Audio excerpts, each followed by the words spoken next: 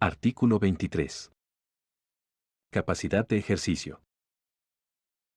Toda persona humana puede ejercer por sí misma sus derechos, excepto las limitaciones expresamente previstas en este Código y en una sentencia judicial.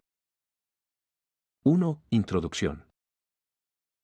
El Código Civil introduce en forma expresa el principio de capacidad de ejercicio de la persona. Como veremos a continuación, dicho principio conecta con la concepción actual de la capacidad como un derecho humano de la persona, lo que profundiza las exigencias al momento de admitir su eventual restricción. Establece en qué casos dichas restricciones pueden resultar admisibles. La referencia a las limitaciones expresamente previstas en el Código Civil aluden a la situación de niños, niñas y adolescentes que no presenten las condiciones de edad y madurez suficiente que más adelante se introducen.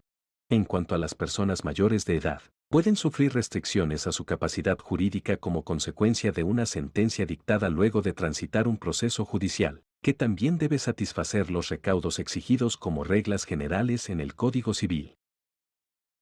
2. Interpretación. 2.1. Capacidad de hecho o ejercicio. La capacidad de hecho se define como la capacidad de obrar, de acto. Es por ello que también es llamada capacidad de ejercicio o de goce. Se refiere a la aptitud para actuar por sí los derechos reconocidos por el ordenamiento. Desde una perspectiva tradicional, las regulaciones jurídicas han diseñado como justificación o fundamento de estas incapacidades la protección del sujeto. Las restricciones admisibles a la capacidad de hecho se fundan en ciertas condiciones de la persona, tradicionalmente, la minoría de edad y la condición de salud mental, que la tornan vulnerable frente a terceros, exponiéndola a riesgo de perjuicio o abuso en el libre tráfico jurídico. Así, la restricción a la capacidad aparece fundada en la pretensión de protección de la persona por el ordenamiento, auxiliando la ejecución de los actos a través de mecanismos de asistencia para su celebración. Como respuesta a la limitación que importa la incapacidad, se establece la figura que represente a esta persona impedida de obrar. En el caso de los menores de edad, sus representantes legales, padres o tutores. Y en el de las personas mayores de edad, su curador. El CC, siguiendo la clasificación de Freitas que fue tomada por Vélez Sarsfield, estableció la distinción entre incapacidades de hecho absolutas y relativas. Las primeras significaban la privación total de la aptitud de ejercer derechos por sí mismo. En esta categoría Vélez ubicó a las personas por nacer, los menores impúberes, menores de 14 años, los dementes y los sordomudos que no saben darse a entender por escrito, artículo 54 cc. La incapacidad de hecho relativa, en tanto, posibilitaba el reconocimiento de ciertas excepciones a la regla de incapacidad en casos particulares, comprendiendo la situación de los llamados menores adultos mayores de 14 años, quienes podían ejercer determinados actos reconocidos por el ordenamiento, artículo 55 cc. La incapacidad, sin embargo, no importaba la no realización del acto, sino su ejecución mediante la intermediación de la ficción sustitutiva dada por la figura del representante legal, quien bajo el régimen tradicional de capacidad reemplaza plenamente a la persona, sustituye su voluntad y su participación en el acto de que se trate, pues justamente la persona es considerada carente absoluta de aptitud. El Código Civil incorpora el principio de capacidad de ejercicio. Toda persona puede ejercer por sí los actos jurídicos, con las solas excepciones establecidas en la norma. Este principio se explica para ambos universos de sujetos eventualmente abarcables por la norma, es decir, susceptibles de recibir restricciones a la capacidad. Menores de edad y personas con discapacidad intelectual o psicosocial.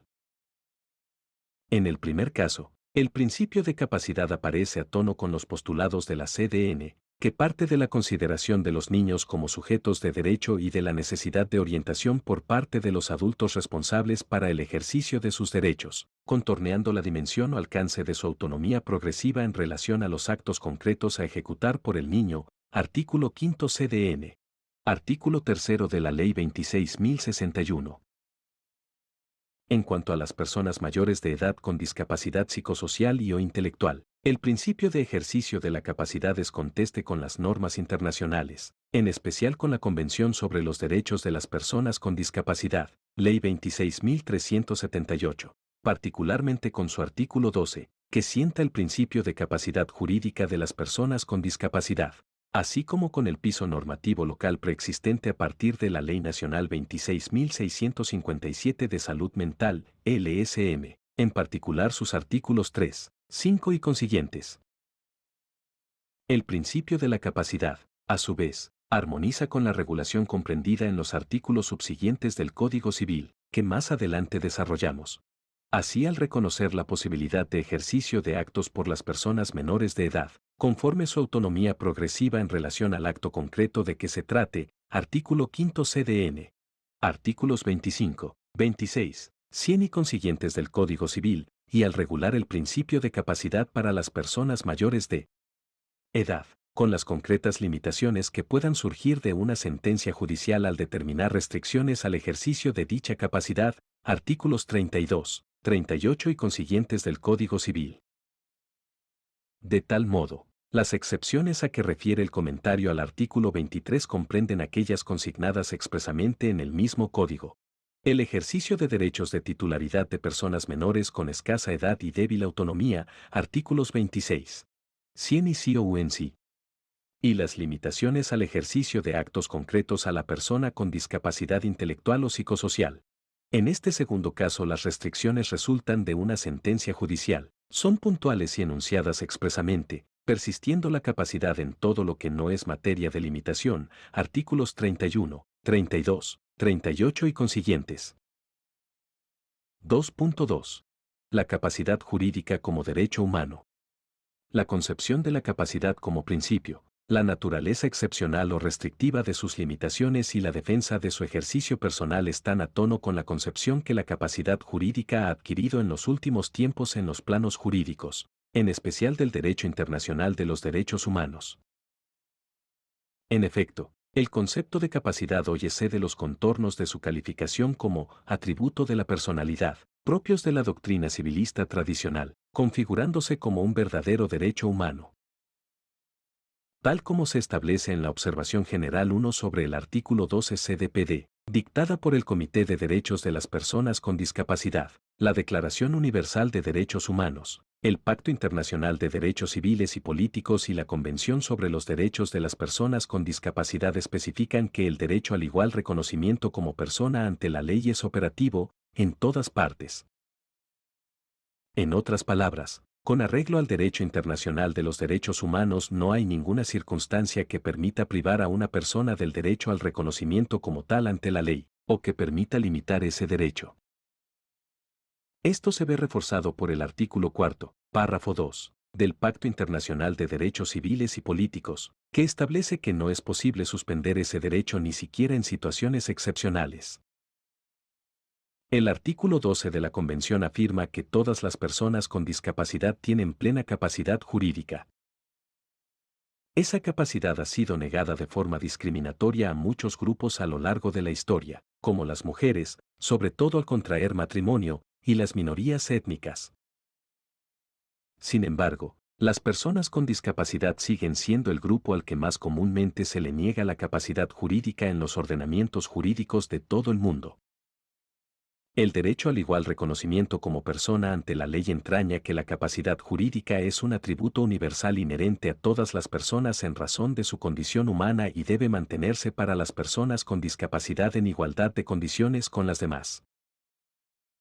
La capacidad jurídica es indispensable para el ejercicio de los derechos civiles, políticos, económicos, sociales y culturales, y adquiere una importancia especial para las personas con discapacidad cuando tienen que tomar decisiones fundamentales con respecto a su salud, su educación y su trabajo. En muchos casos, la negación de la capacidad jurídica a las personas con discapacidad ha hecho que se vean privadas de muchos derechos fundamentales, como el derecho de voto, el derecho a casarse y fundar una familia, los derechos reproductivos, la patria potestad, el derecho a otorgar su consentimiento para las relaciones íntimas y el tratamiento médico y el derecho a la libertad. El Alto Comisionado de Derechos Humanos de Naciones Unidas ha afirmado que la capacidad jurídica excede la posibilidad de tomar decisiones por sí o por un tercero. Guarda relación con el ser persona. De allí que las restricciones a la capacidad deben valorarse con sumo cuidado y de modo excepcional, por constituir una restricción a un derecho humano. Una limitación total de la capacidad jurídica por la sola existencia de una discapacidad intelectual o psicosocial viola los principios de la Convención de Naciones Unidas. Así también lo ha entendido el Tribunal Europeo de Derechos Humanos en casos Tukaturov C. Rusia. Consideró que la incapacitación de una persona constituye una injerencia en la vida privada que debe calificarse de muy grave, pues la incapacitación total supone la dependencia de un tutor en todos los ámbitos de su vida y se aplica por un periodo indefinido sin que pueda ser impugnada. Afirma asimismo el tribunal que la existencia de un trastorno mental, aunque sea grave, no puede ser la única razón para justificar la incapacitación total, debiendo contemplarse una respuesta a medida a fin de no limitar el derecho a la vida privada más de lo estrictamente necesario.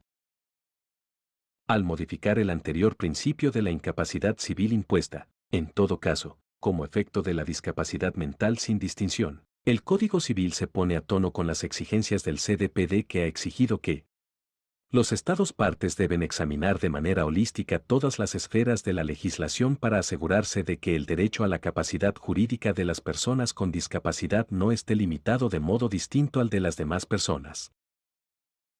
Históricamente, las personas con discapacidad se han visto privadas en muchas esferas, de manera discriminatoria, de su derecho a la capacidad jurídica, en virtud de regímenes basados en la sustitución en la adopción de decisiones, como la tutela, la curaduría y las leyes sobre la salud mental que permiten el tratamiento forzoso.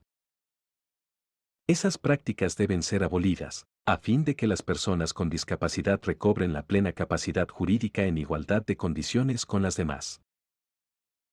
De manera más general y profunda, el artículo 13 CDPD reconoce el derecho de acceso a la justicia a personas con discapacidad a fin de asegurar que ellas tengan acceso a la justicia en igualdad de condiciones que las demás.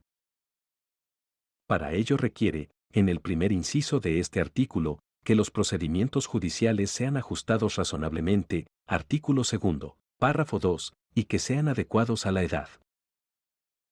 El acceso a la justicia está inescindiblemente ligado al reconocimiento de la capacidad de ejercicio amplia que establece el artículo 12, como la mayoría de los derechos que surgen de la CDPD.